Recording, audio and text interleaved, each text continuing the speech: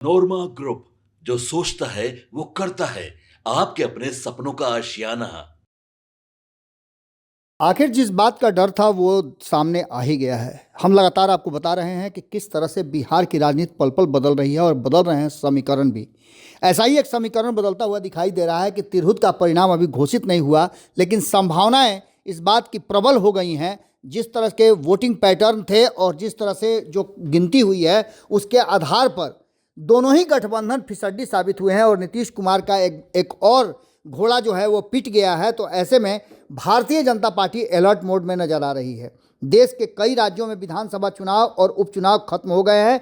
इसके बाद से जो बिहार में 4 सीटों के उपचुनाव में क्लीन स्वीप किया गया था, उसके बाद से तिरहुत के चुनाव पर सारी दारोमदार और सब कुछ टिका हुआ था। कहा यह जा रहा था कि इस चुनाव के फतह के बाद बिहार के जनता का असली मूड पता चलेगा और खास करके इंटेलेक्चुअल जो समीकरण को बदलने और चेंज करने में, चुनाव जीतने हारने में अपनी बड़ी भूमिका निभाते हैं, उस प्रबुद्ध वर्ग का क्या फैसला है। प्रबुद्ध वर्ग ने अपना फैसला सुना दिया है और ग्रेजुएट कॉन्स्टिट्यूंसी तिरहुत में जिस तरह के परिणाम आए हैं वो साफ बता रहे हैं कि यहाँ नीतीश कुमार पूरी तरह से गायब नजर आ रहे हैं। यानी कि एनडीए गठबंधन ने बहुत प्रयास किया था। आपने देखा होगा कि एनडीए गठबंधन के हर घटक दल ने उम्मीदवार के साथ प्रेस कॉन्फ्रेंस करके वोट देने की अपील की थी।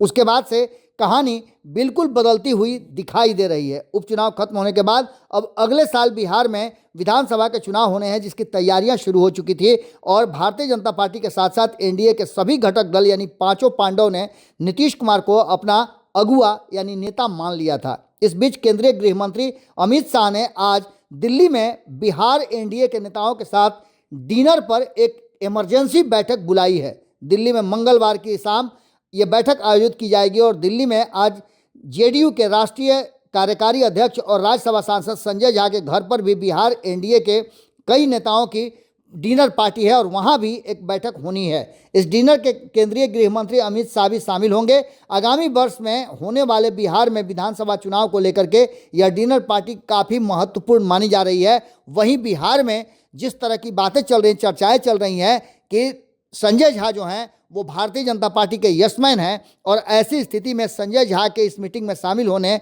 और अन्य नेताओं के दूरी बनाए रखने के पीछे भी कई तरह की चर्चाएं चल रही हैं। आपको बता दें कि संजय झा के सरकारी आवास पर होने वाली इस डिनर पार्टी में गृह मंत्री अमित शाह, जेडीयू के सभी लोकसभा और राज्यसभा के सांसद, भाजपा के सभी लोकसभा और राज्यसभा के सांसद, लोक जनशक्ति पार्टी रामविलास के सभी लोकसभा के सांसद और केंद्रीय मंत्री जीतन राम मांझी कि आरएलएम के साथ साथ जो उपेंद्र कुशवाहा हैं वो भी शामिल होंगे और उपेंद्र कुशवाहा जो दिल्ली के लिए कुछ कर गए हैं। इसके साथ साथ आपको बता दें कि इस डिनर पार्टी के साथ साथ सियासी गलियारे में इस बात की चर्चा होगी कि आखिर आने वाले 2025 के चुनाव में किस तरह का एक्शन रिएक्शन हो और किस तरह से आगे एनडीए गठबंधन चुनाव लड़े, जिससे कि जो लक्ष्य रखा गया है उसे भेदा जा सके। ऐसी स्थिति में आप समझ सकते हैं कि नीतीश कुमार के नेतृत्व को लेकर के और नीतीश कुमार के साथ जिस तरह की बातें चल रही हैं, जो इस चुनाव के बीच में कई बयान आए हैं, कई विपक्षियों ने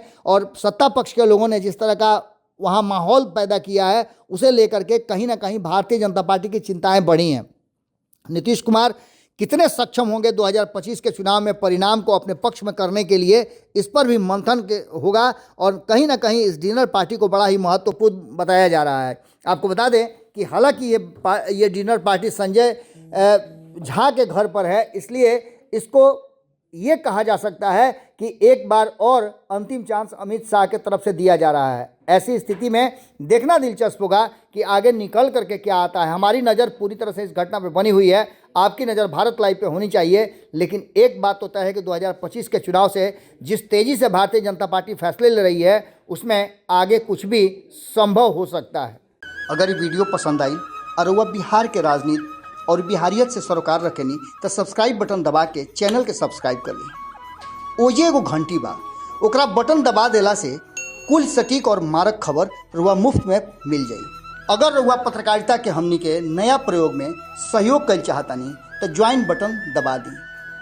पेटीएम नंबर नोट कर ली 9386816700। धन्यवाद।